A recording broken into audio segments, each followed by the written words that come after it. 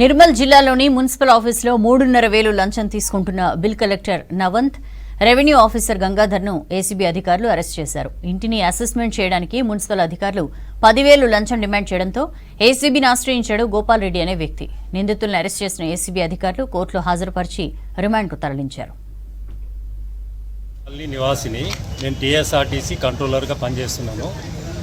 గత సంవత్సరము నా ఇల్లు కంప్లీట్ అయిపోయింది. హౌస్ నంబర్ కొరకు నేను మున్సిపాలిటీ చుట్టూ తిరగబట్టి సంవత్సరం అవుతుంది.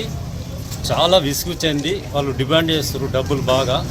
ఆ డబ్బులు ఇచ్చుకోలేని పరిస్థితుల్లో నేను ఏసీబీని ఆశ్రయించి వీరికి పట్టియడం జరిగింది. ఎంత డబ్బులు డిమాండ్ చేశారు? 10,000 డిమాండ్ చేసారు, తర్వాత 5,000 డిమాండ్ చేసారు, తర్వాత 3,500కు బేరానికి వచ్చి అది చేస్తే ఈరోజు నేను ఏసీబీ వాళ్లకు పట్టియడం జరిగింది. నిర్మల్ మున్సిపల్ కౌన్సిల్ కార్యాలయంలో రెవెన్యూ ఆఫీసర్ కొత్త గంగాధర్ గారు మరియు నవంత్ బిల్ కలెక్టర్ గారు కూడా 3,500 రూపాయలు లంచం తీసుకుంటూ ఏసీబీకి పట్టుబడినారు. వారు ఈ నిర్మల్ టౌన్ ఏఎన్ రెడ్డి నగర్కు చెందిన వెలమ గోపాల్ రెడ్డి గారు, ఆర్టీసీ కంట్రోలర్ గారు. ఈయన 2018లో పర్మిషన్ తీసుకుని ఇల్లు నిర్మించుకున్నాడు. ఈ గత సంవత్సరం 2023 జనవరిలో ఐటీ నిర్మాణం పూర్తయింది.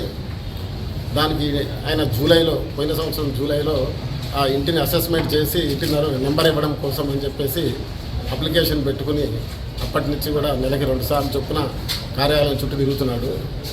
ఈ నవంత్ బిల్ కలెక్టర్ గారు ఆ పని కావాలంటే 10,000 రూపాయలు లంచం అడిగారు. ఆయన అడిగితే ఈ మొదటిసారిగా జనవరి 2 ఈ సంవత్సరం 10,000 రూపాయలు లంచం ఇస్తే నీ పని అవుతుందని చెప్పి అన్నాడు.